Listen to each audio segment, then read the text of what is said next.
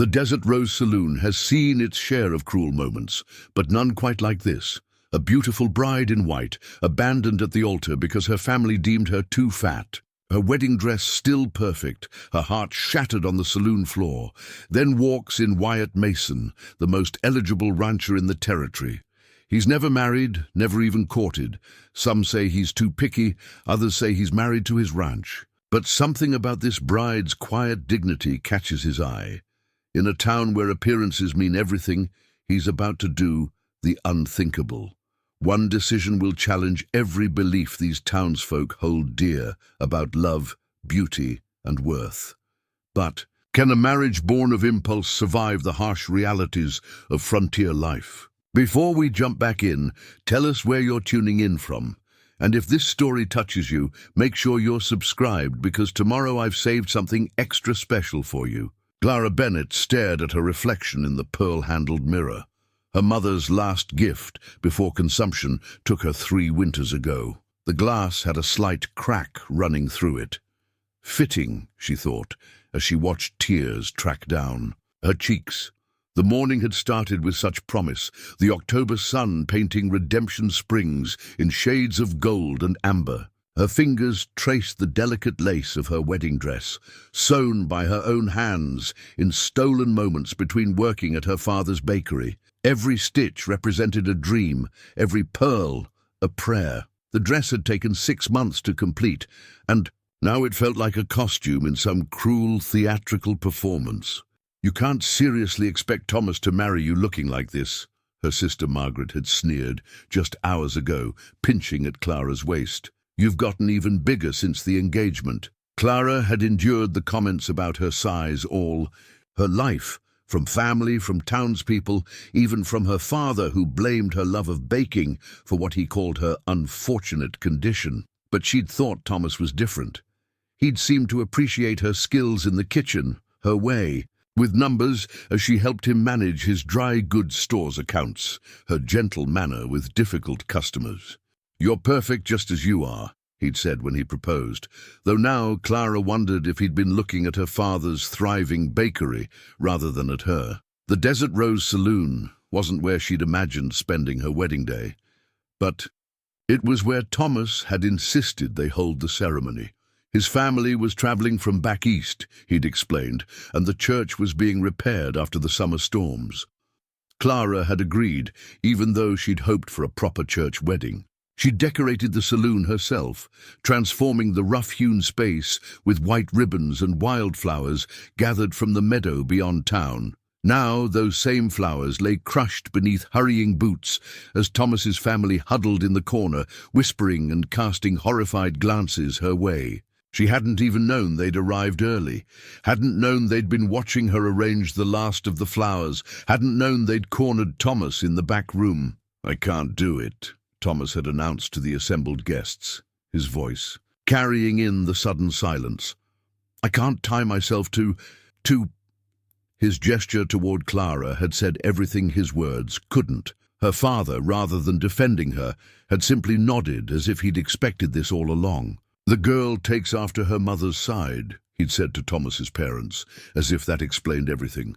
"Built like draft horses, the lot of them." Clara's fingers tightened around the mirror's handle, remembering her mother's grace, her strength, her ability to make everyone feel welcome and loved. Draft horse indeed. Her mother had been beautiful, inside and out, and had taught Clara that true worth lay in a person's actions, not their appearance. The saloon's bat-wing doors creaked, and Clara tensed, expecting another curious onlooker coming to witness her humiliation.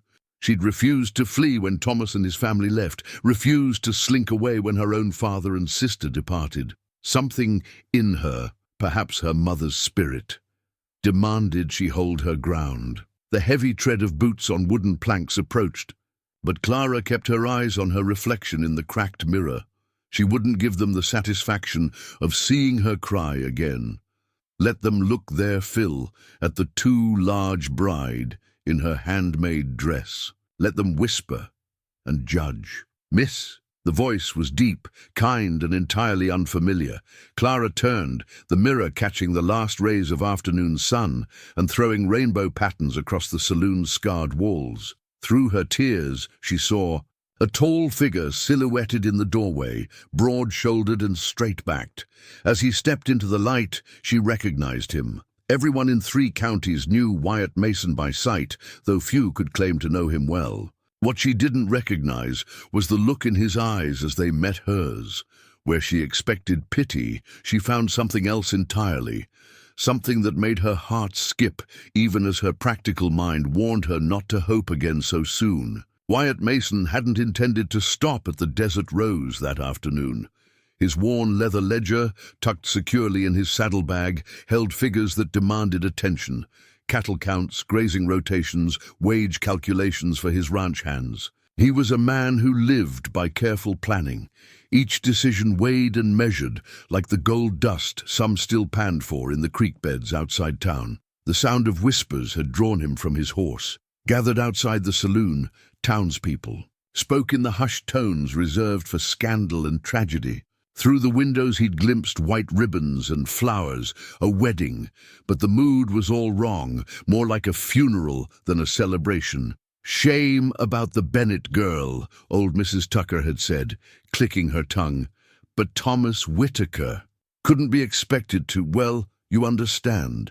Wyatt did understand, and the understanding sat like bitter coffee in his gut. He'd seen enough of Thomas Whitaker's business practices to know the man's true measure. The kind who smiled while shorting weights and measures, who charged widows full price while offering store credit to pretty young things, who caught his eye. The ledger in Wyatt's saddlebag could attest to that. 2 years ago, he'd caught Whitaker, trying to cheat him on a bulk order of winter supplies. The man had backed down quick enough when confronted, but Wyatt hadn't forgotten.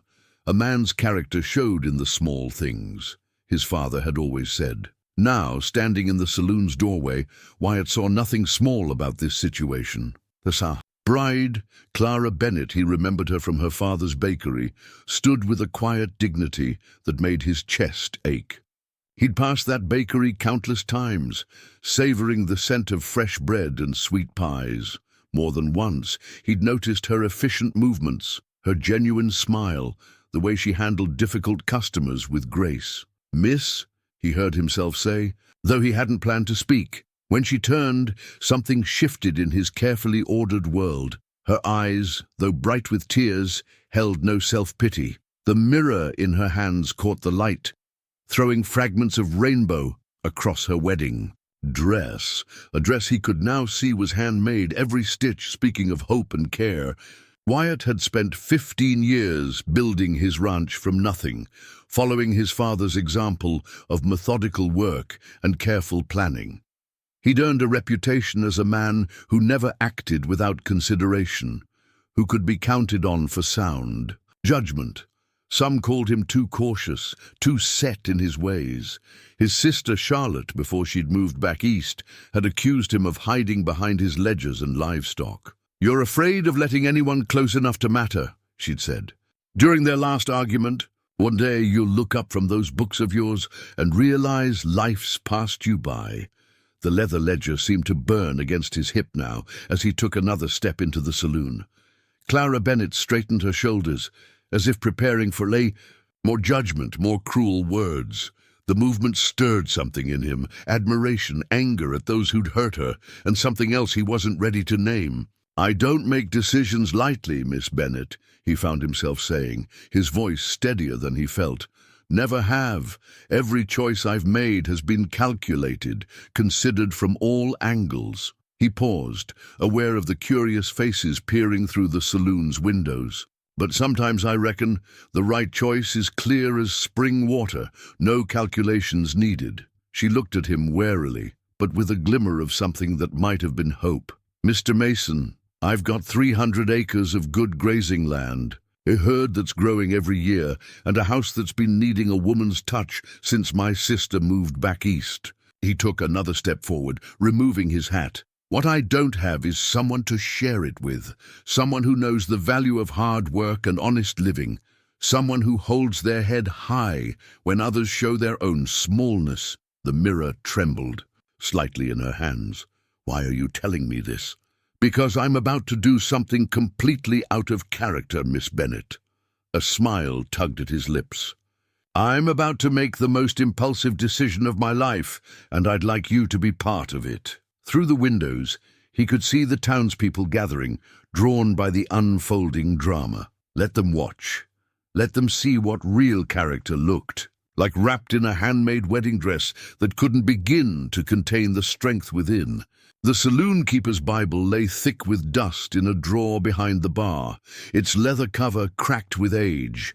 Sam Turner, who'd owned the Desert Rose for 20 years, couldn't remember the last time he'd pulled it out, but now he held it with reverent hands, as if its weight could anchor this surreal moment in reality. "You can't be serious, Wyatt," Joe Henderson called from the doorway, where a crowd had gathered.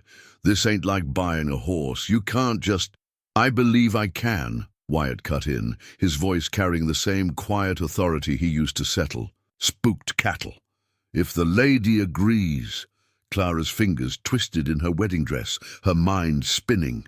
The mirror she'd been clutching now sat on a nearby table, its cracked surface reflecting the afternoon light in fractured beams. This morning, she'd imagined a very different ceremony, with very different eyes watching her. But Thomas's cruel rejection had shattered those dreams like that mirror's surface. Yet here stood Wyatt Mason, a man known for his deliberate nature, his success, his unwavering integrity, offering her something that seemed impossible to trust. "Why?" she managed to ask, her voice barely above a whisper. "You don't even know." "Me, I know enough," Wyatt said, meeting her eyes. "I know you're up before dawn every day to bake the bread this town depends on. I know you handled the bakery's books when your father was laid up with his back last winter. I know you've got more dignity in your little finger than most folks have in their whole body." A murmur ran through the growing crowd. Clara felt her cheeks warm, not from embarrassment this time, but from the simple truth in his words. He had noticed her, had seen her work, her worth, when she thought no one was looking. "But your reputation," she protested weakly. "People will say—" "People always say," he interrupted gently. "Question is, do we give their words power over us?" Sam Turner cleared his throat. "If you're really aiming to do this, might want to do it proper." He opened the Bible, its pages rustling like autumn leaves. "Been a justice of the peace going on 15 years, though most folks forget that part of my duties." More townspeople pressed into the saloon now, drawn by the unfolding drama. Clara caught sight of Mrs. Tucker dabbing at her eyes with a handkerchief, while next to her, the milliner's wife whispered furiously to her husband. "Miss Bennet," Wyatt said formally, taking off his hat and holding it over his heart. "I know this isn't the wedding day you planned. I know I'm not the man you expected to marry. But I'm offering you a partnership based on respect and honest appreciation of who you are. No more, no less." He paused, then added softly, "The choice is yours." Clara looked around the saloon, at the decorations she'd hung with such hope. That morning, at the curious faces of the townspeople, at Sam Turner with his dusty Bible.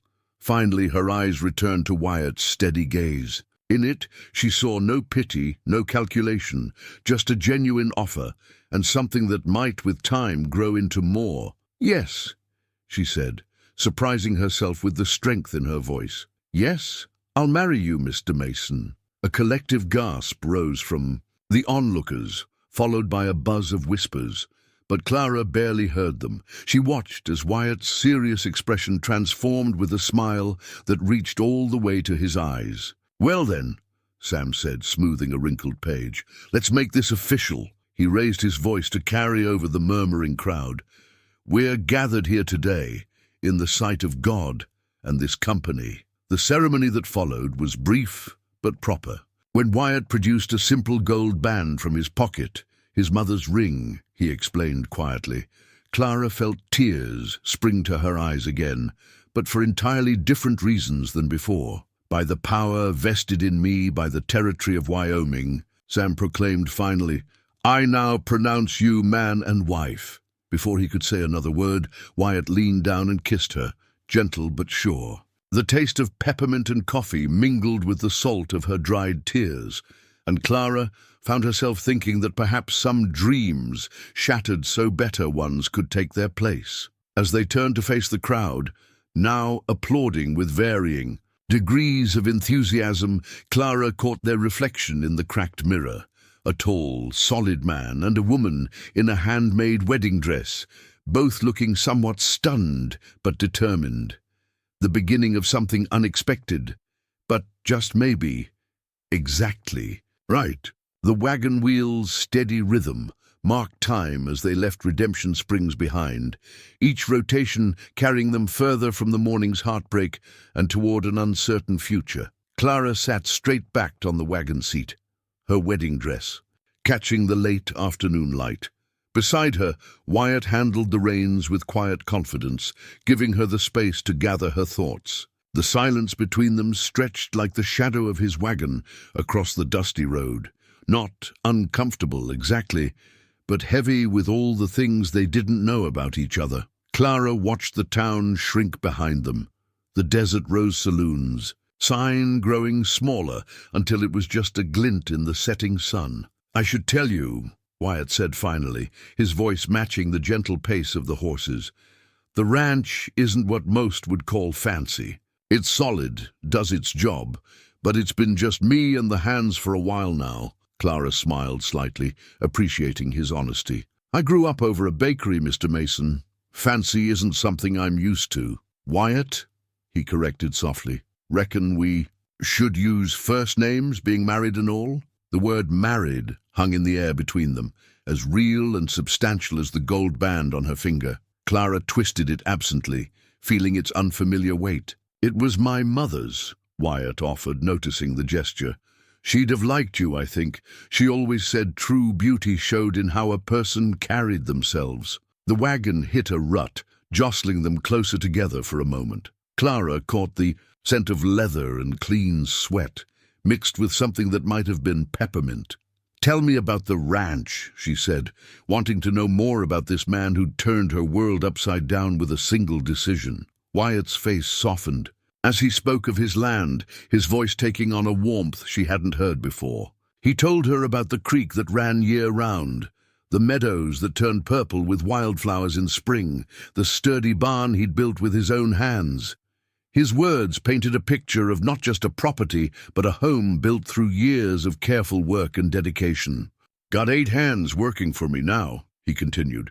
"Good men, all of them. They bunk in the outer house except for old Pete, who has the room above the stable. He's been with me since the beginning, helps manage things when I'm in town." The sun was setting in earnest now, painting the sky in shades of pink and gold. Ahead, Clara could make out the shape of buildings against the darkening horizon. As they drew closer, details emerged. A sprawling ranch house with a wide porch, a large barn with fresh paint, neat fencing stretching into the distance. "It's beautiful," she breathed, and meant it. There was something honest about the place, something that spoke of hard work and care.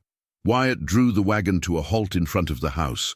Before he could move, voices called out, and several men appeared from the barn.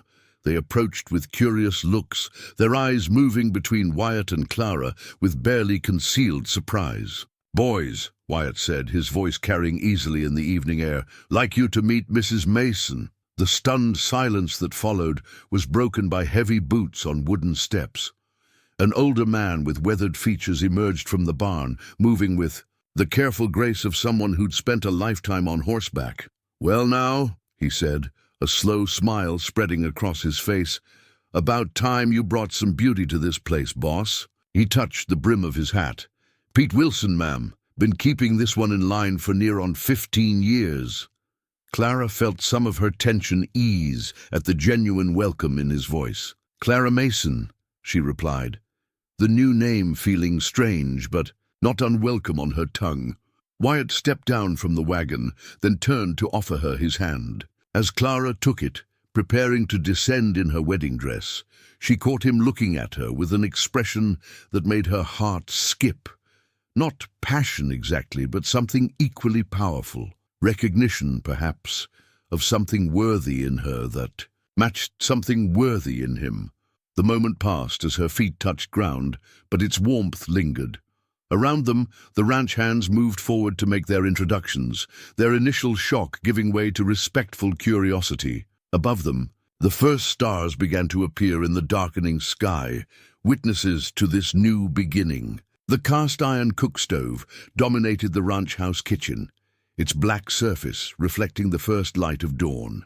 Clara stood before it, running her hands along its cool surface, learning its dimensions the way a rider learns their horse. This would be her domain now, so different from the commercial ovens of her father's bakery, yet somehow familiar in its solid presence. "Damn thing's temperamental," Pete had warned her the night before, after showing her where they kept the supplies. "Hot as hell one minute, cold as a banker's heart the next. Most of us just stick to coffee and basic fare." Now, in the quiet morning hours, Clara smiled at the challenge. She'd mastered trickier ovens in her time, though admittedly with more preparation than a sudden marriage had allowed. The wedding dress hung upstairs in the bedroom she now shared with Wyatt, though they'd both awkwardly agreed to give each other time and space, him taking the ranch hand's old quarters down the hall for now. The sound of boots on the porch drew her attention. Wyatt entered, looking surprised to find her up so early. "You didn't have to," he began, but Clara shook her head. "I've been up with the sun since I was 12, she said, already measuring flour into a bowl. "Old habits." He watched her work for a moment, his presence solid but unobtrusive. "The men usually have their breakfast in the bunkhouse. Then it's time they had a proper meal in a proper kitchen," Clara replied, her hands moving with sure confidence as she mixed biscuit dough. "If you could show me where the preserves are kept?" Their eyes met across the kitchen, and something passed between them. Understanding, perhaps, or appreciation. Without a word, Wyatt moved to a lower cabinet and brought out several jars of preserved fruit. "Charlotte, my sister put these up before she left," he explained. "Haven't had the heart to open them." Clara studied the jars, noting the careful work. "She'd want them used," she said softly. "Good preserves are meant to be shared." The morning unfolded with unexpected grace. The temperamental stove proved responsive to Clara's touch, producing golden biscuits and crisp bacon. The smell drew the ranch hands like a dinner bell, their hesitant footsteps on the porch turning confident when Wyatt called them in. "Lord have mercy," Pete breathed, watching Clara set out platters of food on the big kitchen table. "Ain't seen a spread like this since Charlotte left," Wyatt finished, his voice carrying a mix of old pain and new hope. The men ate with the appetite of those who worked hard for their meals, but Clara noticed their manners improving with each bite. They used ma'am more naturally now, and someone had thought to wipe their boots before entering. "Might need to let out my belt if you keep cooking like this, Mrs. Mason," young Tom said, reaching for another biscuit. "Clara," she corrected, gently. "We're family now of a sort." The word family seemed to settle over the kitchen like a warm blanket. Clara saw Wyatt's shoulders relax slightly, saw the men sit a little straighter in their chairs. As the days passed, Clara found her rhythm. The kitchen became her headquarters, but her influence spread throughout the house. She discovered Charlotte's, preserved flowers pressed between Bible pages, carefully framed them, and hung them in the stark hallway. She aired out rooms that had been closed too long, found homes for her few possessions that Pete had retrieved from town, and slowly began to understand the ranch's daily patterns. The men brought her wild berries they found while mending fences, fresh eggs from the chicken coop, even a wayward calf that needed bottle feeding.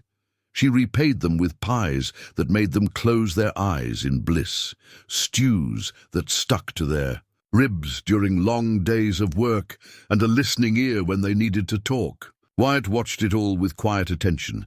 He never interfered when she rearranged things or started new traditions, like afternoon coffee on the porch when the men came in from the fields.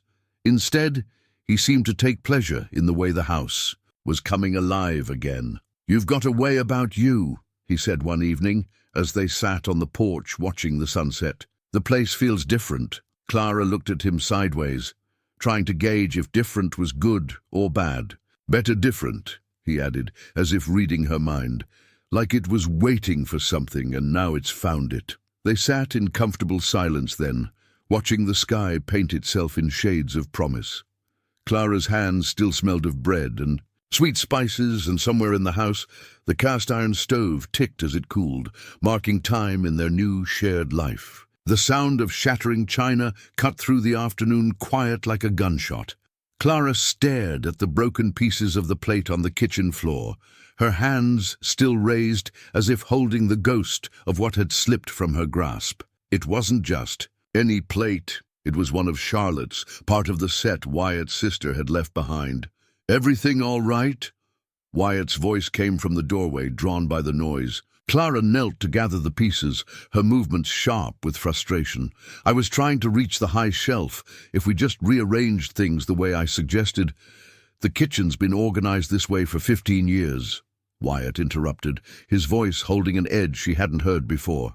"Charlotte had a system." "Charlotte isn't here anymore," Clara said, then immediately wished she could take back the words as she saw Wyatt's expression harden. "No," he said quietly, "she isn't, and maybe that's something we need to discuss." Clara stood, fragments of china cradled in her apron.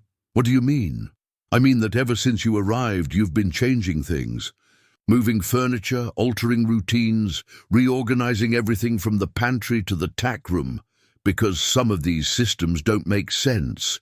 The cooking pots are stored too far from the stove, the preserves are scattered across 3 different shelves, and don't get me started on the way the ledgers are kept." The ledgers, that was the real heart of it, they both knew. Clara had found the ranch's accounting books in disarray, despite Wyatt's careful nature. Charlotte's system, while well-intentioned, had been needlessly complicated. "Those ledgers kept this ranch running for years," Wyatt said, his voice tight, "and they could work better. I managed my father's books since I was 16. I know how to—" "This isn't your father's bakery," Wyatt cut in. "This is a working cattle ranch, and things are done a certain way for a reason." Clara set the broken pieces on the counter with deliberate care. "And what way is that exactly? The way your sister did them, the way they've always been done, or the way that actually makes sense?" They stood facing each other across the kitchen, the broken plate between them, like a line drawn in sand. Through the window, Clara could see Pete and young Tom pausing in their work, clearly aware of the tension in the main house. "I didn't marry you to replace Charlotte," Wyatt said finally. "No," Clara replied, her voice softening slightly. "You married me because you saw someone worth partnering with. At least that's what you said at the Desert Rose. Was that true?" "Wyatt, did you mean it when you said you wanted a partnership?" The question hung in the air between them. Wyatt ran a hand through his hair, a gesture Clara had come to recognize as a sign of internal struggle. "Of course I meant it," he said. "But partnership doesn't mean throwing away everything that came before." "No," Clara agreed. "It means building something new together, using the best of what was and what could be." She picked up a piece of the broken plate, turning it in her hands. "Like this china. It's beautiful, but keeping it too high to reach safely doesn't honor Charlotte's memory. It just ensures that eventually every piece will end up broken." Wyatt moved closer, taking the fragment from her hands and studying it. "She always did say these plates were meant to be used, not just displayed." He sighed, some of the tension leaving his shoulders. "I reckon I've been holding on to more than just china." Clara reached out, tentatively touching his arm. "I'm not trying to erase Charlotte. I just want to find my own place here, to contribute in ways that I know I can." "The ledgers really are a mess, aren't they?" A reluctant smile tugged at his lips. "Terrible," Clara agreed, daring to smile back. "But fixable, like most things, if you're willing to try something new." Wyatt looked around the kitchen, seeing it perhaps through fresh eyes. "Show me," he said finally. "Show me how you'd organize. In things, how you'd keep the books, not because it's better than Charlotte's way, but because it might be better for us now." Clara felt something tight in her chest begin to loosen. "We could start with the preserves," she suggested. Move them, where we can both reach them easily. Together. Wyatt nodded, and in that one word, Clara heard the beginning of true partnership. Outside, the ranch hands returned to their work, satisfaction evident in their movements. Inside, a husband and wife began the delicate task of building something new from the pieces of what came before. The letter arrived with Pete's regular supply run to town, its crisp envelope carrying Clara's sister's precise handwriting. Margaret's words were like paper cuts, sharp and deliberately painful. "Father is beside himself with worry. How could you embarrass us this way? Marrying a stranger, abandoning the bakery, bringing shame to our family name." Clara stood on the porch, the letter trembling in her hands, when the sound of approaching horses made her stomach clench. Even before the riders came into view, she knew, the same way prey animals know when predators are near. "Clara?" Wyatt appeared beside her, reading the tension in her posture. "What is it?" "They're coming," she whispered, just as her father's wagon rounded the bend, Margaret's parasol visible beside him like a soldier's banner. Wyatt's hand found the small of her back, warm and steady. "Remember," he said quietly, "this is your home now. You don't have to prove anything to anyone." But old habits die hard, and Clara felt herself shrinking as her father's wagon drew closer. The critical voice in her head, the one that sounded so much like Margaret, started its familiar litany. "Stand straighter, smile prettier, be smaller, be better, be different. Clara Rose Bennett." Her father's voice boomed across the yard. "What in God's name were you thinking?" "Mason," Wyatt corrected, his tone pleasant but firm. "Clara Rose Mason is my wife's name now." Margaret sniffed as she descended from the wagon, her traveling dress immaculate despite the dusty road. Hardly a proper wedding, from what we heard. "A saloon ceremony? Really, Clara? How could you? The same way you could leave me standing."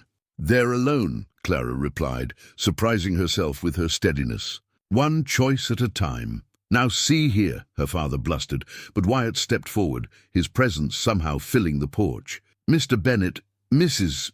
He paused, looking at Margaret. "Miss," she corrected primly. "Unlike some, I haven't rushed into an ill-considered marriage. Miss Bennett, then." Wyatt's voice remained measured. "You've had a long ride. Perhaps we should continue this discussion inside, where Clara's fresh-baked bread and coffee might smooth the way for civil conversation." Clara shot him a grateful look. He'd noted her stress baking this morning, the way she'd channeled her anxiety into creating something nurturing. Now he was turning it into a shield, using her strength to protect her. Inside, the kitchen told its own story.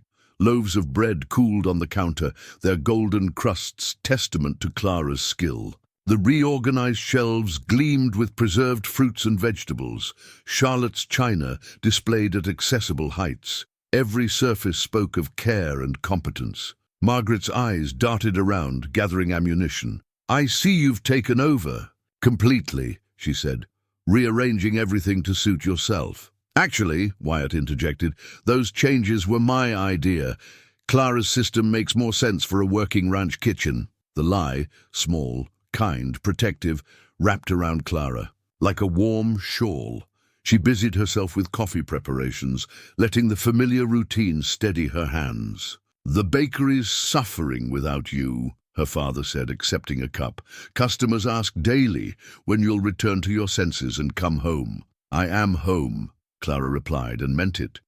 "The bakery was your dream, Father, just as Thomas was your choice for my husband, and Margaret was your perfect daughter. I never—" he began, but Clara continued, her voice gaining strength. "I've found my own dream here. A partnership based on respect, not criticism. A home where I'm valued, not despite who I am, but because of it." Wyatt moved to stand beside her, their shoulders touching. The contact grounded her, reminded her of who she'd become in these past weeks. "I'll always be your daughter," she told her father softly. "But I'm also Mrs. Mason now, mistress of this ranch, and happy in ways I never knew I could be." The silence that followed felt like a held breath. Margaret's face showed the kind of shock usually reserved for improper behavior at church socials. Their father stared into his coffee cup as if it might hold answers to questions he'd never thought to ask. Finally, he looked up, seeing perhaps for the first time the woman his daughter had become. "The bread," he said gruffly, "is better than what we've been serving at the bakery." It wasn't an apology or even acceptance, not really, but it was a beginning, a small crack in the wall of judgment that had surrounded Clara all her life. She felt Wyatt's quiet pride beside her and stood, straighter, ready to build on that beginning, one choice at a time. Market day in Redemption Springs dawned grey and unseasonably cold for early autumn. Clara sat beside Wyatt in the wagon, a carefully wrapped hand-stitched quilt on her lap, her first real project since coming to the ranch. She'd worked on it, during quiet evenings, piecing together scraps of fabric into something both beautiful and useful. "You don't have to do this," Wyatt said softly as they approached town. "The hands can handle the supply run." Clara squared her shoulders. "A mason doesn't hide," she replied, using his own words from the night before. "Besides, the quilting circle meets today. Your sister's friends have been kind enough to invite me." The town looked different now, less threatening than it had on her abandoned wedding day. Still, whispers followed their wagon down Main Street, and Clara caught more than one person pointing in their direction. "Well, if it isn't the happy couple," Mrs. Tucker called from the mercantile's porch, but her usual sharp tone held a note of curiosity. "Heard you've been making changes up at the Mason place, Clara." "Some," Clara acknowledged, climbing down from the wagon with the quilt in her arms. "Though mostly I've just been learning the ways of ranch life." "That's not what I heard," came another voice, and Clara turned to see Sarah Williams, the doctor's wife, approaching. "Pete Wilson was telling everyone how you've transformed the place.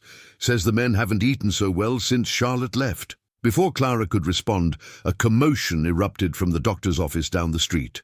Dr. Williams burst out, his face grave. "Sarah, the Henderson children, all 4 down with fever. The Cooper's kids, too, need you to—" "How many?" Sarah asked, already moving. 8 so far, maybe more coming. This fever's spreading fast among the little ones." Clara looked at her quilt, then at Wyatt. He nodded slightly, understanding in his eyes. "Mrs. Williams," Clara called, "would a clean, warm quilt be helpful? And perhaps some bone broth?" Sarah turned, relief flooding her features.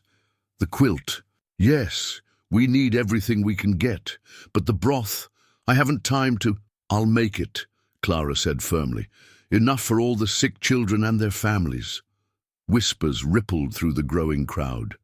Clara heard someone mention Thomas's name, followed by "lucky escape" and "blessing in disguise." "I'll need the kitchen at the Desert Rose," she continued, ignoring the whispers. "Sam Turner's got the biggest stove in town, and I'll need help. Every pot and chicken we can find." To her surprise, Mrs. Tucker stepped forward. "My boys can gather the chickens, and I've got 2 good pots at home." Other women joined in, offering vegetables, herbs, thyme. Even Margaret, who happened to be in town that day, volunteered her carefully maintained copper pot. The Desert Rose's kitchen transformed into a command center. Clara directed operations, with the same quiet efficiency she'd shown at the ranch, delegating tasks, organizing supplies, keeping the massive pots of broth simmering at perfect temperature. "Just like old times," Sam commented, watching her taste and adjust seasonings. "Though I recall you used to be more hesitant about giving orders."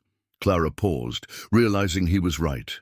The woman who had stood trembling in a wedding dress would never have commandeered his kitchen or organized half the town's women into a broth-making brigade. "Marriage suits you," he added with a wink, before heading back to the bar to coordinate.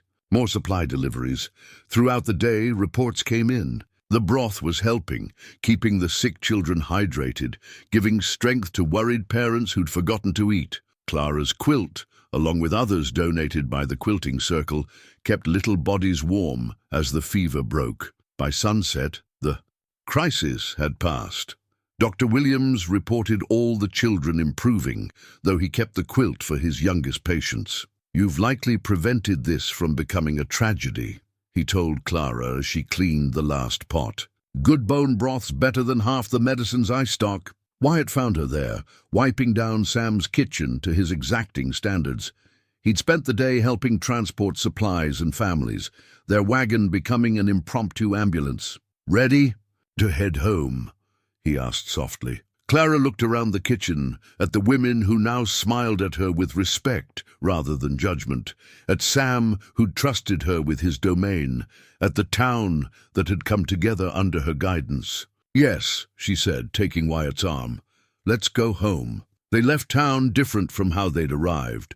The whispers still followed, but they spoke now of capability rather than scandal, of blessing rather than shame. Clara sat tall beside her, husband understanding finally that acceptance, like love, sometimes comes in unexpected ways. The broken fence post had been cut, not snapped by weather or beast. Wyatt crouched in the pre-dawn light, his fingers tracing the clean angle of the saw marks, while Pete and Tom stood watch, rifles ready. "Third breach this week," Pete said, grimly. "Getting bolder, whoever they are." Clara watched from Thunder, the gentle mare Wyatt had been teaching her to ride. She'd insisted on coming along for the fence check after yesterday's discovery of missing cattle. The ranch hands had protested, rustlers were no business for a woman, but Wyatt had simply helped her mount up, understanding her need to face their troubles together. "They're professionals," Wyatt said, standing. "These cuts are precise. They know exactly how to take down a section without making noise." He looked at the tracks leading away from the fence. "And they know our patrol schedule." "Someone's feeding them information," Clara said quietly. The men turned to her, surprised by her insight. "The cuts are always in places where the cattle drift naturally. They're not just taking random animals, they're choosing the prime steers, the ones ready for market." Wyatt's eyes met hers with dawning understanding. "You've been studying the ledgers and watching the herd movements from the kitchen window while I work." She nodded. "The rustlers never hit the same section twice. They know which cattle are where and when." "Has to be someone in town," Tom offered. "Someone who deals with the ranch regular-like." Clara dismounted, moving to examine the tracks herself. The ground told a story, if you knew how to read it. "Look here," she pointed. "Wagon tracks, but they're strange." Wyatt knelt beside her. "The left wheel's wobbly, leaves a distinctive pattern. Like the supply wagon from Turner's Mercantile," Clara said. "The one driven by his new hand. The man who always asks so many questions about our operation when he makes deliveries." A heavy silence fell over the group. Sam Turner was a friend, but his new hired man, James Cooper, had arrived in town just before the rustling began. "We can't accuse someone without proof," Wyatt said finally. "And if we spook them now, they'll just run, maybe hit another ranch instead." "Then we need to catch them in the act," Clara replied, her mind working through possibilities.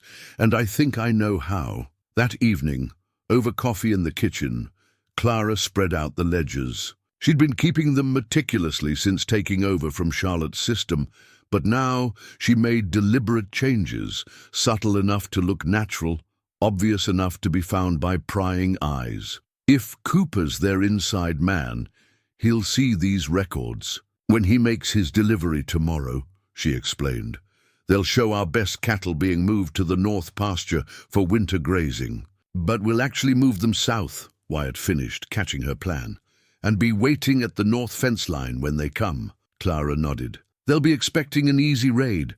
Most of the hands in town for supplies, the cattle far from the house, a dark moon for cover." Wyatt studied her face in the lamplight. "It's risky.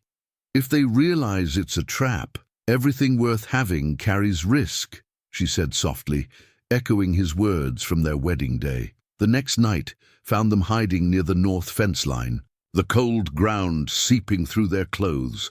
Clara had insisted on being there, and again Wyatt had understood. This was their home, their livelihood, their future. They would defend it together. The rustlers came just before midnight, their wagon's distinctive wobble giving them away.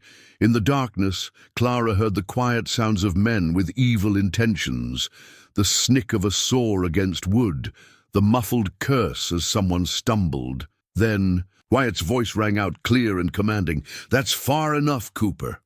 Light flared as Pete and Tom lit the hidden lanterns. The rustlers found themselves surrounded, rifles trained on them from all sides. Cooper's face showed shock before twisting into anger. "Should have known it was too easy," he spat. "The fat baker's daughter turned out to have a brain." "My wife," Wyatt corrected coldly, "has more than a brain. She has my complete trust. Something. You'll have time to think about in territorial prison." Later, after the sheriff had taken Cooper and his gang away, Clara and Wyatt stood by the broken fence post.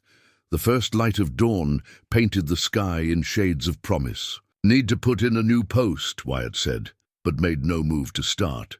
"Need to put in a lot of things," Clara replied, "but we've got time." He turned to her then, really looked at her. "You know, when I married you, I thought I was offering you protection. Never occurred to me you'd end up protecting all of us." Clara smiled, touching the rough wood of the broken post. "That's what partners do.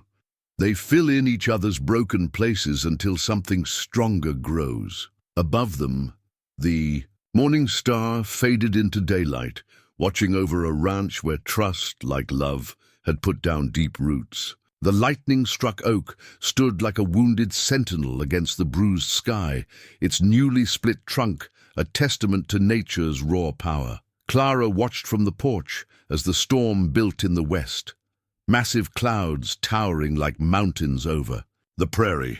The air felt strange, too thick, too still, carrying the metallic taste of approaching danger. "Never seen the sky that color," Pete said, coming up beside her. His weathered face showed the concern he was trying to hide. Like a bad bruise, the wind picked up suddenly, hot and wrong, carrying bits of debris and the distant smell of rain. From the pastures came the nervous lowing of cattle, sensing the oncoming storm. "Where's Wyatt?" Clara asked, scanning the horizon. "Went to check the west herd with Tom. Should have been back by now." As if summoned by their worry, two riders appeared in the distance, moving fast. But even as Clara's heart lifted at the sight of her husband, she saw what he was racing against, a wall of dust and rain reaching from earth to sky. "Get everyone to the storm cellar!" Wyatt shouted as they thundered into the yard. "This one's bad." Clara was already moving. "The cattle!" "No time to get them all to shelter," he called back, dismounting in a fluid motion. "Have to trust they'll follow their instincts, find the low ground." Rain began to fall, fat drops that hit like bullets. The wind rose to a scream, and Clara saw items starting to fly, branches, loose tools, someone's forgotten hat cartwheeling across the yard. "The horses!" Tom yelled over the wind. "Can't leave them in the barn if it goes bad." Wyatt nodded grimly. "Clara, get to the cellar with Pete and the others." "No," she said, surprising herself with her firmness. "You'll need every hand." Their eyes met in the strange stormlight. In his, she saw worry warring with respect, protection battling partnership. In the end, trust won. "Stay close," he ordered, and together they ran for the barn. Inside, the horses were wild-eyed with fear, picking up on the storm's violence. Clara moved down the line with Wyatt and Tom, releasing gates, removing halters, guiding panic-stricken animals toward the entrance, where Pete waited to herd them toward the sheltered valley. A massive thunderclap shook the barn. Clara heard wood groan ominously above them. "That's the last one," Tom shouted. "We need to—" The rest of his words were lost as something huge slammed into the barn's side. Clara felt Wyatt's arms around her, pulling her down and under the shelter of an empty stall as part of the roof tore away. They huddled there, pressed together as the storm raged. Clara could feel Wyatt's heart hammering against her back, his breath warm on her neck. Despite the chaos around them, she felt oddly safe, anchored by his presence. "Should have made you go to the cellar," he said, close to her ear, his voice torn by wind. Clara turned in his arms, facing him in the dim light. I'm exactly where I need to be. Something shifted in his expression then, something that had been building since the day they met. Later, Clara would remember their first real kiss tasting, of rain and risk, of trust given and earned. Around them the storm howled its fury, but in that moment they found shelter in each other. The storm passed as summer storms do, leaving destruction and renewal in its wake.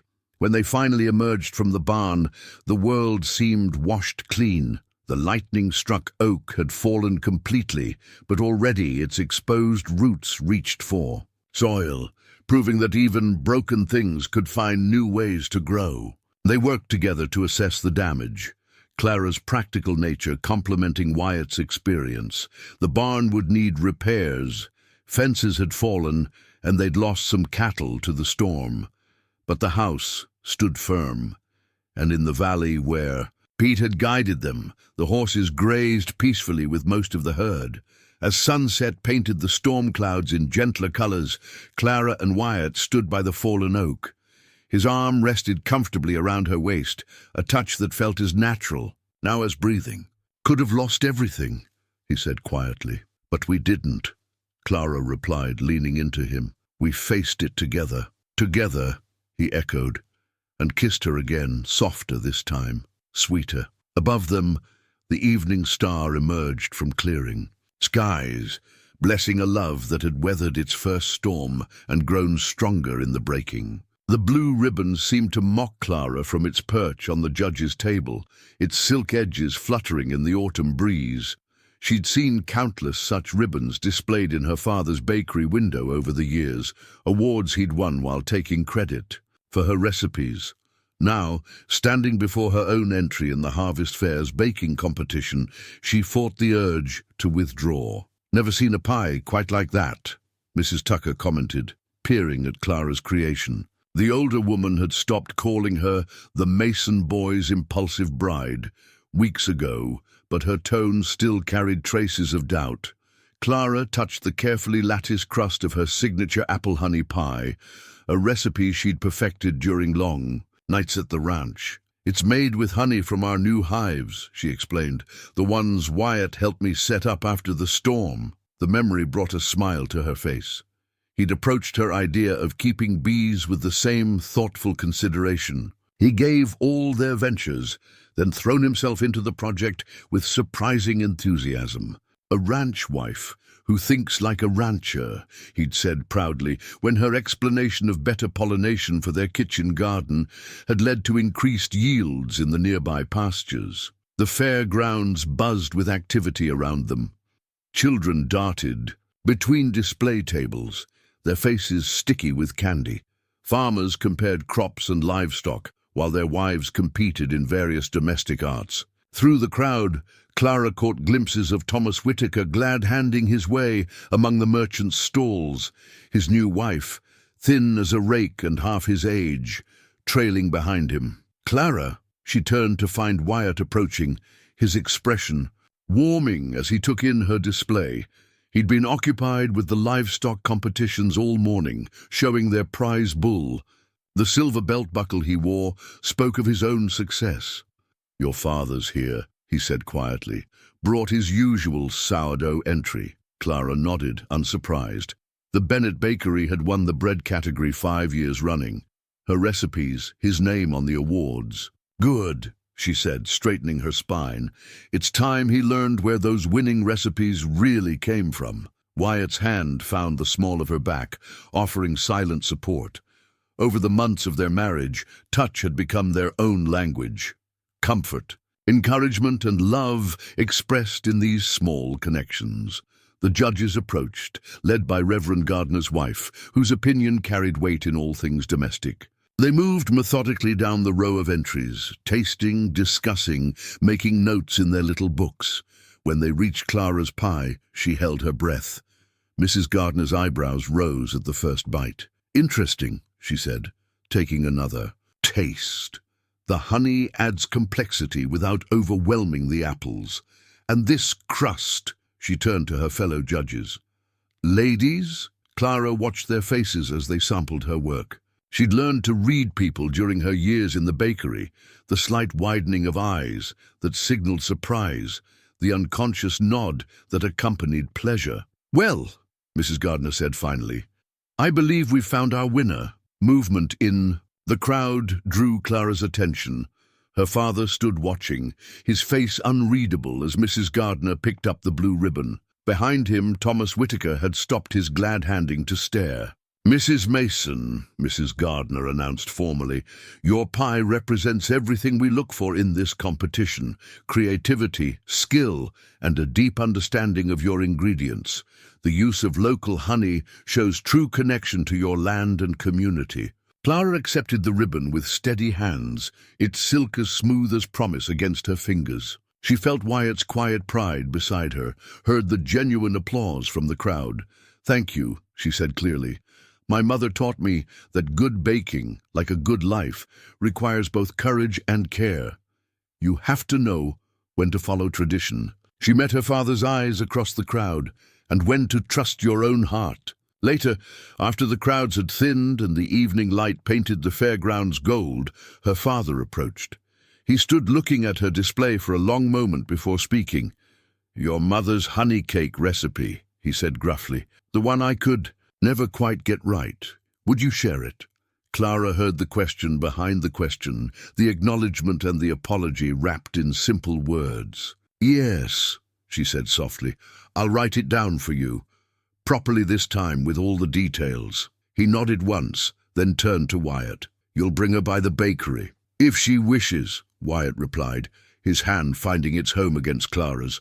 Back once more, they watched her father walk away, his shoulders less rigid than before. The blue ribbon caught the last light of day, transformed from a symbol of competition into something more, a bridge between past and present, a mark of growth, a testament to finding one's own path. "Ready to head home?"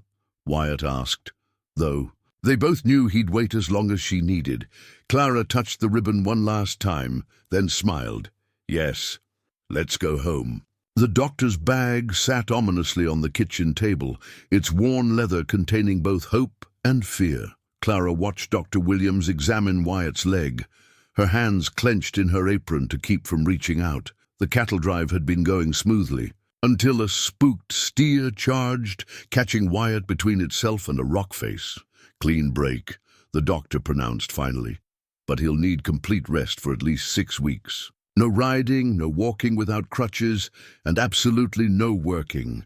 Wyatt's face darkened. "The autumn drive can't wait 6 weeks. We've got contracts to fulfill, cattle to move before the weather turns. Then they'll have to be fulfilled without you," Dr. Williams said firmly, pulling supplies from his bag. "Unless you fancy losing that leg entirely." Clara stepped forward, her mind already working through the logistics. "Pete knows the trails as well as you do. Tom and the others can handle the physical work, and I can manage the books, the contracts, the supply orders." "It's not that simple," Wyatt started, but Clara met his eyes steadily. "No, it's not simple. But neither was marrying a stranger in a saloon. Neither was facing down rustlers or surviving that storm. We've handled everything else together. We'll handle this too." After the doctor left, Clara helped Wyatt settle in their bedroom, his splinted leg propped on pillows. He caught her hand as she turned to leave. "The men won't want to take orders from a woman," he said quietly. Clara smiled, remembering how far they'd all come since those first uncertain days. "Then it's good thing they've had months to practice, isn't it?" The next morning found her in the barn before dawn, reviewing the drive plans with Pete. The old foreman treated her with the same respect he showed Wyatt, marking potential routes on the map and explaining his concerns. "Main thing is keeping the herd moving steady," he explained. "Too fast, they lose weight. Too slow, we risk early snow in the passes." Clara nodded, seeing the journey in her mind. "We'll send Tom ahead to check the water sources, just like Wyatt planned. And I want daily reports, someone riding back at sunset to update us on progress." "Us?" Pete's eyebrows rose. "I'll be staying here to manage the ranch and care for..." "Wyatt," Clara confirmed, "but I need to know everything. Every decision, every challenge, every change of plan. These cattle represent contracts I'll be responsible for fulfilling." Word spread through the hands. Mrs. Mason was taking charge. Clara caught snippets of conversation, saw the weighing looks cast her way, but she also saw the nods of approval. When she demonstrated knowledge of their operations, when she spoke confidently about grazing rotations and market prices, the drive departed at first light the next day. Clara stood on the porch, watching dust rise from thousands of hooves. Part of her wanted to ride with them, to see firsthand that everything went smoothly, but her place was here, balancing the needs of her injured husband with the demands of running the ranch. She developed a routine, mornings spent checking on Wyatt and managing correspondence with buyers, afternoons overseeing the remaining hands as they prepared the ranch for winter, evenings reading Pete's reports by lamplight, marking the herd's progress on maps, while Wyatt offered insights from his bed. "You're doing more than managing," he said one night, watching her update the ledgers. "You're leading." Clara paused, ink hovering over paper. "I learned from the best." "No," he shook his head. "You already knew how. You just needed someone to see it." The weeks passed in a blur of activity. Clara negotiated with buyers, arranged supply deliveries, and kept the ranch running smoothly. When an early snowstorm threatened the high passes, she made the call to redirect the herd through longer but safer routes, trusting Pete to execute her decision. Finally, word came that the drive had reached its destination successfully. Every contract fulfilled, every head of cattle accounted for. Clara sat beside Wyatt's bed, reading Pete's final report aloud. "Mrs. Mason's judgment about the snow proved right," she read. "Saved us considerable trouble. Reckon we're lucky to have 2 good heads running things now instead of just 1. Wyatt reached for her hand, his grip strong despite weeks of forced rest. "They've finally figured out what I've known since that day in the saloon. You're not just my wife, you're my true partner." Clara laced her fingers through his, feeling the calluses that matched her own newfound ones. Outside their window, autumn painted the prairie in golds and reds, promising that even seasons of challenge held their own kind of beauty. The handmade scarf draped across Clara's lap, her fingers working the soft yarn with practiced ease as snow fell beyond the windows. She'd learned to knit from her mother, though she'd rarely had time for it at the bakery. Now, winters enforced. Stillness gave her hours to create things of beauty and warmth. Wyatt sat nearby in his favorite chair, his healing leg propped on a footstool. The fire crackled between them, casting dancing shadows on the walls. Outside, the world had disappeared under feet of snow, turning the ranch into an island of warmth. In a sea of white. "Tell me something I don't know about you," Clara said, her needles clicking softly. They'd started this game during the first week of being snowed in, sharing pieces of themselves to pass the long evenings. Wyatt was quiet for a moment, watching her hands move. "I used to write poetry," he admitted finally. "Bad poetry, mind you, but I filled notebooks with it when I was younger." Clara's needles stilled. "What kind of poetry?" "The usual young man's thoughts. Nature, life, love." He smiled self-consciously. "Charlotte found one of my old notebooks last year, threatened to read it at Sunday social." "Is that why she moved back east?" Clara teased, enjoying the rare sight of her husband's embarrassment. "Might have had something to do with it," he chuckled. "Your turn. Tell me something I don't know." Clara resumed her knitting, considering. "I once entered a pie in the county fair under a false name," she said, "just to prove I could win without my father's reputation behind me." "Did you?" "First prize." She smiled at the memory. "Father was furious that some unknown cook had beaten him. Never did tell him it was me."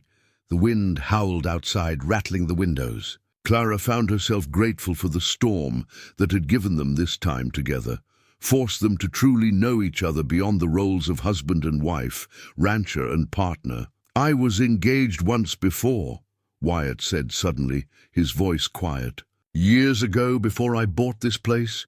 She couldn't see the potential in a rundown ranch, and a man with big dreams chose a banker instead. Clara set down her knitting, moved by the old hurt in his voice. "Her loss," she said softly. "Worked out for the best," he replied, reaching for her hand. "Led me to that day in the saloon, to you." Their fingers intertwined, warm against the winter chill. Clara thought about fate and choices, about how life's disappointment sometimes cleared the path for something better. "I used to pray to be different," she confessed, "to be more like Margaret, thin and proper and perfect. Even after Mother told me I was beautiful just as I was, even after I learned to take pride in my skills, part of me still believed being bigger meant being less." Wyatt tugged gently on her hand, drawing her from her chair to his lap, mindful of his healing leg. "You've never been less," he said, his voice rough with emotion. "You're more than I ever dreamed of finding." She settled against him, feeling the steady beat of his heart. "Even when I rearrange your sister's kitchen, or argue about cattle prices, or take over your ranch while you're laid up? Especially then." He pressed a kiss to her temple. "Though I'm still not sure about moving the preserves to the lower shelves." Clara laughed, the sound bright in the firelit room. "Charlotte would approve. She left me a letter, you know. Pete brought it last week with the mail." Wyatt stilled. "What did she say?" "That she's been wanting to visit but wasn't sure how. I'd feel about it. That she's heard good things about how we're running the ranch. That she's glad her brother finally found someone who matches him stride for stride." The fire popped, sending sparks up the chimney. Outside, the storm continued its assault, but in here they were safe, warm, complete. "We should invite her for spring," Wyatt said. "Show her how we've made this place our own." Clara reached for her knitting again, adding another row to what would become Wyatt's scarf. "I'd like that. She can help us plant the new garden I've been planning." "Already thinking of spring?" "Always," she smiled. "Mother used to say winter was for dreaming up the future while keeping faith in what you couldn't see, like seeds under snow or love growing in unexpected places." Wyatt's arms tightened around her. Together they watched the fire dance and the snowfall, two people who had found in each other not just love, but understanding, not just partnership, but completion. The scarf grew longer under Clara's fingers, a tangible symbol of warmth created stitch by patient stitch. Just as their love had grown moment by moment, choice by choice. Clara knelt in the freshly turned earth, a packet of garden seeds cradled in her palm like precious gems. The spring air carried the scent of possibility, of green things waiting to burst into life. Behind her, Wyatt worked with Pete and Tom to expand the garden plot, their shovels rhythmically breaking new ground. "Reckon this is the biggest kitchen garden the ranch has ever seen," Pete commented, pausing to wipe his brow. "Gonna need more hands to tend it all?" Clara smiled, carefully placing seeds in the furrows she'd drawn. "Good thing we're hiring then. 3 new families coming next week. 2 for the North Pasture operation, 1 specifically for the garden and new orchard." The expansion had been her idea, born during those long winter evenings of planning with Wyatt. Why not use some of their water-rich bottomland to grow more than just cattle feed? The territory needed fresh produce as much as beef, and diversifying would protect them against lean years. "My practical wife," Wyatt had said admiringly when she'd shown him the figures, always thinking ahead.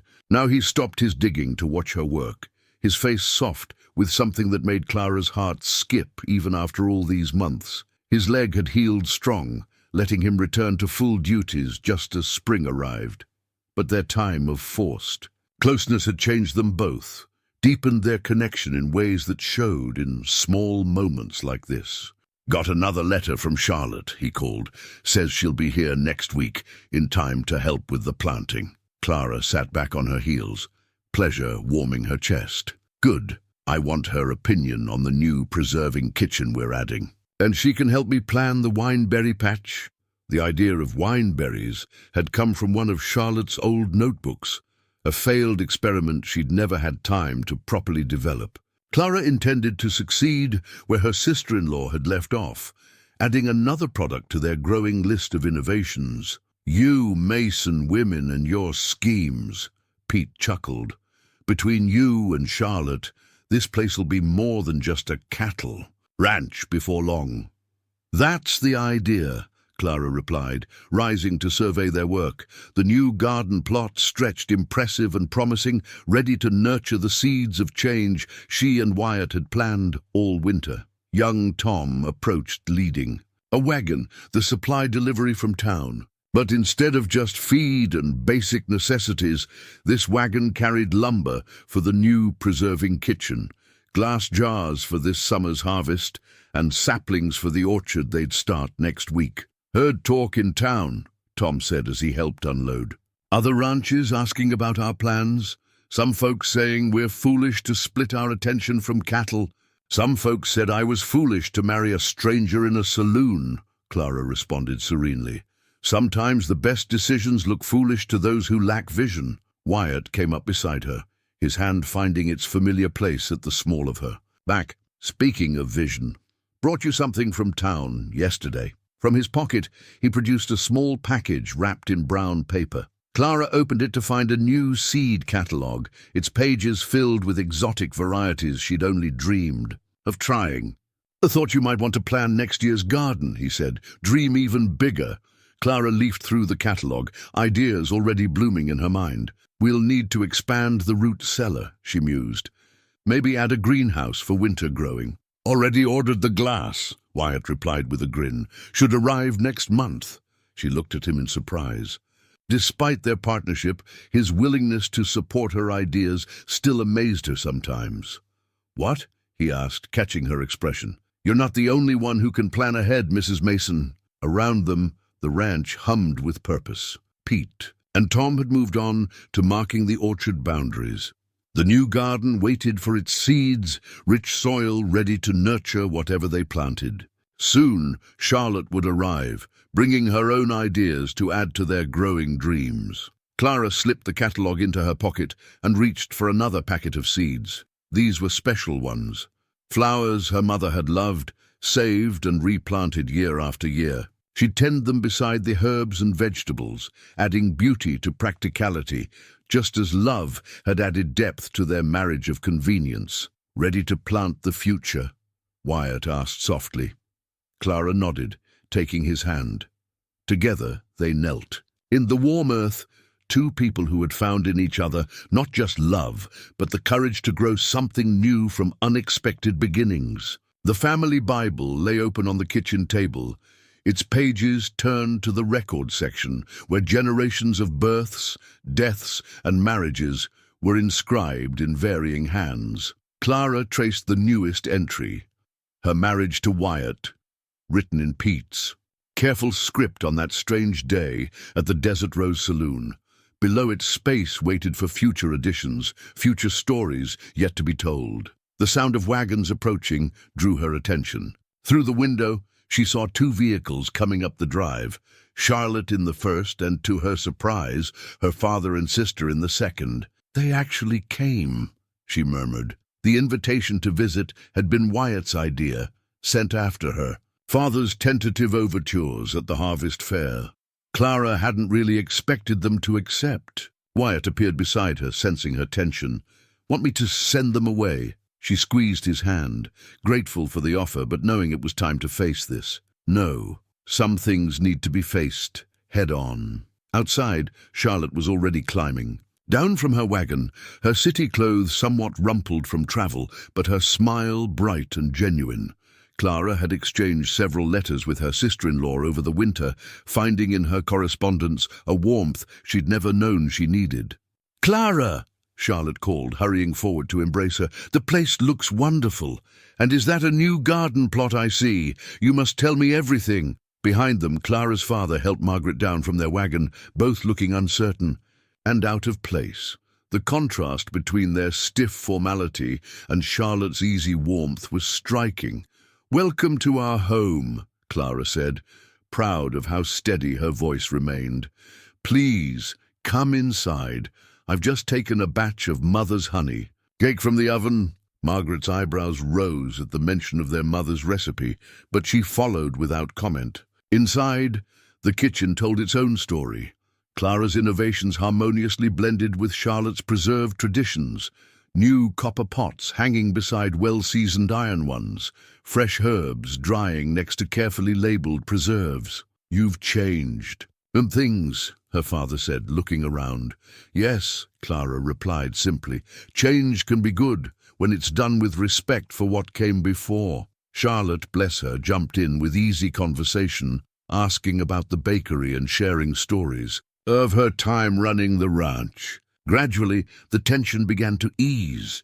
Over honey cake and coffee, walls built of years of misunderstanding began to crack. "I never understood," Margaret said suddenly, interrupting a discussion about the new preserving kitchen, "how you could just leave, choose this over everything we knew." Clara set down her coffee cup, considering her words carefully. "I didn't leave, Margaret. I found where I belonged. There's a difference." "But the bakery," her father started, "was your dream," Clara finished gently. "Just as this ranch was Wyatt's and now it's ours together. We're building something here, something that honors the past while growing toward the future." Charlotte nodded approvingly. "I worried when I left," she admitted. "Worried that all my work, all our family's history here would be lost. Instead, you've made it better, made it grow." Clara's father stood abruptly, moving to the window that overlooked the expanding garden. "Your mother," he said roughly, "always wanted a garden like that, said a proper home needed both beauty and sustenance." "I remember," Clara said softly. "She taught me that worth isn't just in how something looks, but in what it offers to others." He turned, his eyes suspiciously bright. "I didn't listen well enough, to her or to you." Margaret joined him at the window, her usual poise softened by something like wonder. "It's not what I imagined for you," she said, "but maybe I imagined too small." Wyatt, who had been quietly supportive throughout, opened the family Bible to a fresh page. "Perhaps," he suggested, "it's time to record some new beginnings." One by one, they added their marks to the page. Not just Clara and Wyatt's marriage now, but hopes for the future, plans for cooperation between ranch and bakery, promises to bridge the distances they'd created. As afternoons stretched toward evening, Clara watched her family begin to truly see her world. Charlotte and Margaret discussed preserving techniques, finding common ground in shared domestic arts. Her father and Wyatt talked business, the bakery's need for reliable flour meeting the ranch's new grain experiment. The Bible remained open on the table, its pages ready for more stories, more connections, more love expanding beyond the boundaries of what any of them had thought possible. Clara touched the worn leather cover, remembering her mother's words about how families, like gardens, needed both roots and room to grow. The wedding ring caught the morning light as Clara worked, its simple gold band now worn smooth with daily wear. 1 year. Sometimes it felt like a lifetime had passed since that desperate day at the Desert Rose Saloon. Other times it seemed only moments had slipped by since Wyatt had first offered her his mother's ring and a chance at a new life. "Penny for your thoughts," Charlotte said, looking up from where she was helping Clara sort through her hope chest. She'd extended her visit through the summer, caught up in the excitement of the ranch's expansion. "Just thinking about how much can change in a year," Clara replied, lifting out her old wedding dress. She'd packed it away the day after the wedding, too raw then to look at its careful stitching, its pearls and promises. "Speaking of change," Charlotte reached into the chest and pulled out a small package wrapped in tissue paper. "Mother's dress. I brought it for you." Clara carefully unfolded the tissue.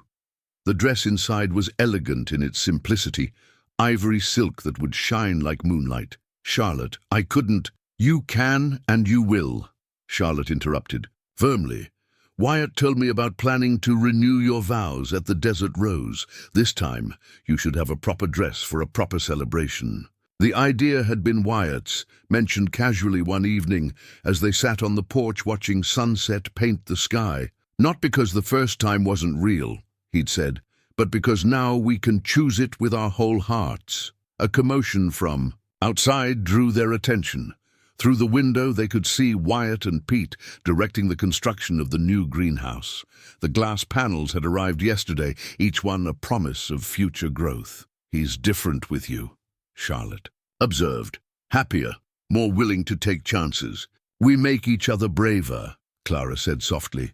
"Better." The sound of hammering paused as Wyatt looked up, catching Clara watching him. Even now, his smile could make her heart skip like that first day. He touched his hat brim in a gesture that was part playful, part genuine respect.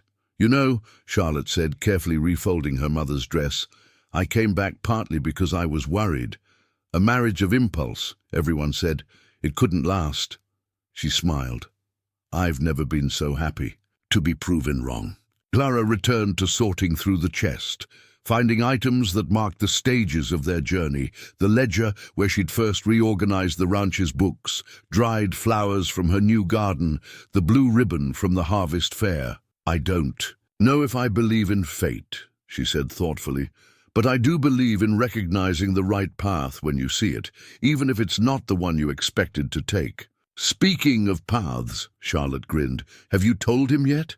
Clara's hand went instinctively to her middle, where the newest change was just beginning to show. "Tonight. I wanted to wait until we finished the greenhouse." "He'll be overjoyed," Charlotte assured her, "though I expect the hands will be taking bets on whether the baby inherits your baking skills or his way with cattle." "Maybe both," Clara laughed. "We're proof that unexpected combinations can work beautifully." They worked in comfortable silence, preparing for the anniversary celebration that would bring the whole town to the Desert Rose. Clara found herself touching items that held memories: the pearl-handled mirror, now restored, a piece of the china plate from their first argument, the scarf she'd knitted during their winter isolation. "I remember watching him that day," Charlotte said softly, "standing up in that saloon, defying everyone's expectations. I'd never seen him so sure of anything." "I was terrified," Clara admitted, "not of him, but of trusting happiness again. And now I know that real happiness isn't about trust. It's about building something together, day by day. The trust comes naturally when you're both working toward the same dream." Outside, Wyatt had climbed down from the greenhouse frame. He crossed the yard with the easy stride of a man comfortable in his world, pausing to check the new seedlings Clara had planted that morning. "He checks them 3 times a day," Charlotte observed, amused. "Your dreams have become his, too." Clara touched her wedding ring, thinking of the new life growing beneath her heart, of the greenhouse rising beam by beam, of the orchards they'd plant come spring. That's what real love is, isn't it? Not just sharing a life, but growing one together. She stood, Mother Mason's dress draped carefully over her arm. 1 year ago she'd sewn her own wedding dress, each stitch a hope she hadn't dared voice. Now she would wear this one, altered by her own skilled hands to fit her changing body, surrounded by family both born and chosen. "Come on," she said to Charlotte. "Help me try this on. We have a celebration to plan." Clara stood before the Desert Rose Saloon in Charlotte's altered wedding dress, ivory silk flowing gracefully over her slightly rounded belly. A year ago, she'd faced these same swinging doors with a broken heart and shattered dreams. Now she waited to enter with a heart full and whole, surrounded by those who had become her true family. "Ready?" Wyatt asked, offering his arm. He wore his best suit, the silver belt buckle from the cattle fair gleaming at his waist. "More than ready," she replied, taking his arm. They entered together this time, not as stranger and outcast, but as partners who had built something remarkable from an impulsive choice. The saloon had been transformed, much as they had been. Flowers from Clara's garden decorated every surface, their sweet scent mixing with the memory of that fateful day. Sam Turner stood ready with his Bible, its pages worn smooth with use. But before he could begin, Wyatt raised his hand. "If you'll permit me," he said, drawing a folded paper from his pocket. "I wrote something. It's not poetry." He smiled at Clara's knowing look. "But it's truth. The gathered crowd stilled, even Margaret leaning forward in anticipation. "A year ago, I made the best impulsive decision of my life," Wyatt began. "I saw a woman whose strength outshone her pain, whose dignity put shame to those who would judge. I offered partnership thinking I was being generous. Instead, I received the greatest gift a man could ask for, a true partner in every sense, a woman who makes me better by loving me, who dreams bigger than I ever dared." Clara felt tears threatening, but these were so different from the ones she'd shed in this room a year ago. "My turn," she said, her voice steady. "I came to this place thinking my life was over. Instead, it was just beginning. You saw me, really saw me, when I'd stopped seeing myself. You offered respect when I expected pity, partnership when I expected dependence. We've built something beautiful together, something that grows stronger every day." Her hand drifted to her middle, and she saw the moment Wyatt understood, his eyes widening with joy. "Really?" he whispered. She nodded, happy tears spilling over. New life, new beginnings. The congregation burst into cheers and congratulations, led by Charlotte's enthusiastic applause. Even Thomas Whitaker, standing at the back with his thin wife, managed a grudging smile. Sam raised his Bible, waiting for quiet. "A year ago, I married two strangers who took a chance on love. Today, I'm honored to bless a union that has proven that sometimes the best decisions are the ones the heart makes before the head can object." The ceremony that followed was brief but profound, made deeper by the truth of their feelings, the reality of their tested and proven love. When Sam pronounced them renewed in their vows, Wyatt's kiss tasted of promise and certainty. Later, as they celebrated with their community, Clara stood in the doorway of the Desert Rose, looking out at the setting sun. Wyatt joined her, his arms sliding naturally around her waist. "Thinking deep thoughts, Mrs. Mason?" "Happy ones," she replied, "about how endings can be beginnings, if you're brave enough to take the chance." From inside came the sounds of joy. Charlotte teaching Margaret to dance, Pete telling stories to eager listeners, her father deep in discussion with Sam about expanding the bakery's operations. "We should head back soon," Wyatt said softly. "The new seedlings need checking before dark." Clara smiled, thinking of their greenhouse filled with growing things, their expanding ranch, the child growing beneath her heart. "Our own little Eden," she mused, "built from the most unexpected beginning." "Not so unexpected," Wyatt corrected. "Some things are meant to be, even if they don't look like what we thought we wanted." They turned back to their celebration, to their family and friends, to the future they would continue building together. Through the window, the last light of day painted the sky in shades of promise, blessing a love that had grown from impulse to certainty, from chance to destiny.